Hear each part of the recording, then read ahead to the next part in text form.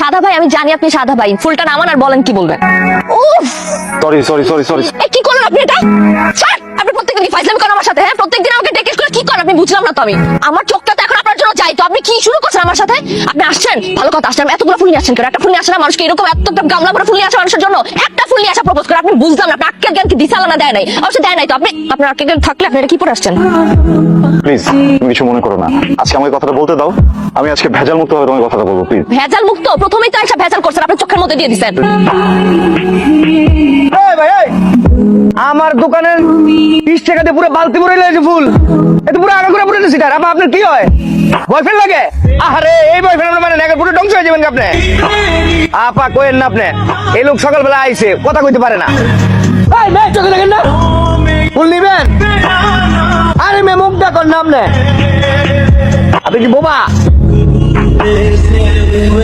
আপা এই সিটার লোক আপনি প্রেম করেন না, যদি প্রেম করেন পুরো ধ্বংস হয়ে যাবেন আপনি। আপনি কথা বলে আনতে পারতেন, আপনার সাথে চুরি করার মতন ছিল তো, এই জন্য আপনি চুরি করে নিয়ে আসছেন। কথা বলেন না আপনি আমার সাথে।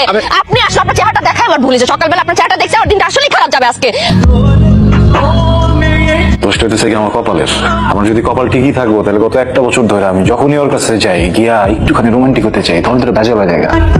আমি বেশি কিছু চাইছি? আমি যে কি চাইছি, আমি ওর সাথে একটু রোমান্টিক হতে চাইছি। আরে আলা, আমার সাহস আছে, আমার কথা কওয়ার ধরন আছে, আমি জানি কেমনে কি কইতে হইব, আমার ভিতরে ফিল আছে, সবকিছু আছে, আমি রোমান্টিকটা হইতে পারি। আজকে আমি ভাবছিলাম যে সকালবেলা উঠা আমি কারো লগে কোনো কথা কব না, কি লেগা কথা কইলে পেটু হয়, ঠিক আছে।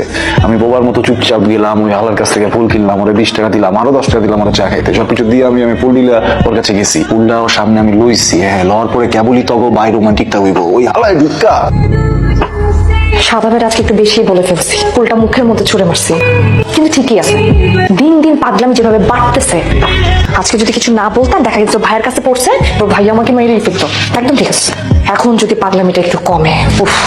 আমাদের দাবি মানতে হবে হবু ভাবি, মেনে নাও হবু ভাবি, আমাদের দাবি আমাদের দাবি। এই সাদা ভাই ওঠেন। আপা দাঁড়ান, না খাইতে থাকতে থাকতে ঘুমাই গেছে গা ভাইয়া। মায়েদের বাপ। ভাইয়া ভাই, আপনার সমস্যাটা কি আমাকে বলেন তো? যে এখানে একটা ফ্যামিলি বাসা, ঠিক আছে, সবাই থাকে এখানে, আমরা তো একটা সোসাইটিতে বিলং করি, তাই না? এখানে প্রত্যেকটা মানুষ আপনার নামে কমপ্লেইন দিতেছে, আপনার সমস্যাটা কি? তুমি যতই আমাকে রিকোয়েস্ট করো, আমি খাবো না। এই থেকে বলতে শোনেন, এখন এখান থেকে যাবেন আপনি সবাই নিয়ে, ঠিক আছে? দেখিলো ভাই আসার সময় নেহারি দিয়ে আর রুটি খাইছে পানি। নেহারি আর রুটি খায়া পানি আমি খাওয়াইতেছি, দাঁড়ান। যান, আমাকে একটু রোমান্টিক হতে দাও প্লিজ। আপনি এখন এখান থেকে যান, কালকে আমি লেকের পরে থাকবো, এখানে আপনার সাথে কথা হবে, যান। পৃথিবীতে এত মানুষ উকুনের মতো গিজ গিজ করতে থাকে, এই মানুষ ঠিক করে, এই মানুষই ভুল করে। কিন্তু মানুষের করা ভুলগুলা যেই মানুষগুলা মাফ করে, সেই মানুষগুলো তো শুধু মানুষ না, তারা হচ্ছে মহামানুষ। তুমি কি আমাকে একটুখানি মাফ করে দিবা? গোলাপান ছিলাম না, ভেজাল হয়েছিল। ফুলকপি ক্ষেতের, চুরি করা না, ভ্যান থেকে কিনছি। ওই তুলালি ভাই দেখছো কি রোমান্টিক, হ্যাঁ দেখতে ও না কার ভাই। পাঞ্জাবির সাথে এটা কি জুতা? আমার ভালোবাসার প্রতীক। পাঞ্জাবির সাথে এই জুতা কে পরে? এটা কার আইডিয়া? সুন্দর না বলো? মানে কোনো বাঙ্গাল খ্যাত গ্রাম থেকে উঠে আসা ইতর বেদবের কাছে স্টাইলটা ভালো লাগবে না, তোমার কাছে ভালো লাগছে না?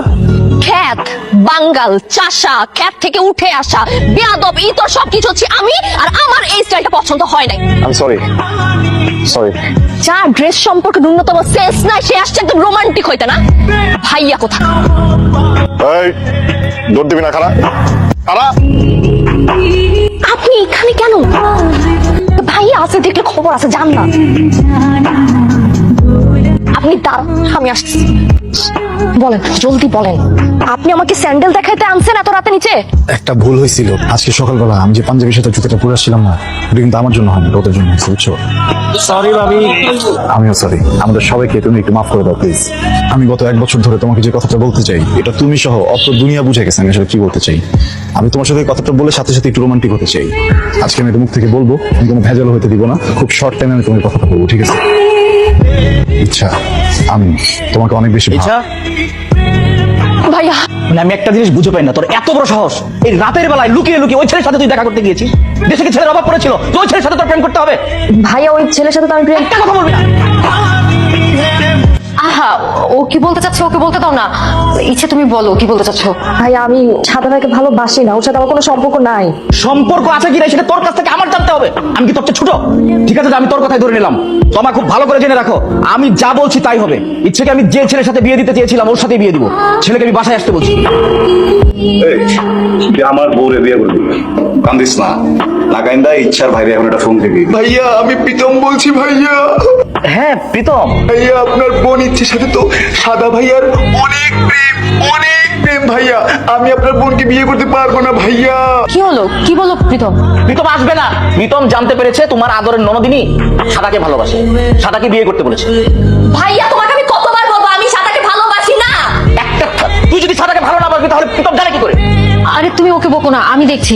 কি ব্যাপার, আজকে হঠাৎ পাশে চলে আসলাম? তোমাকে কিন্তু অনেক সুন্দর লাগতেছে।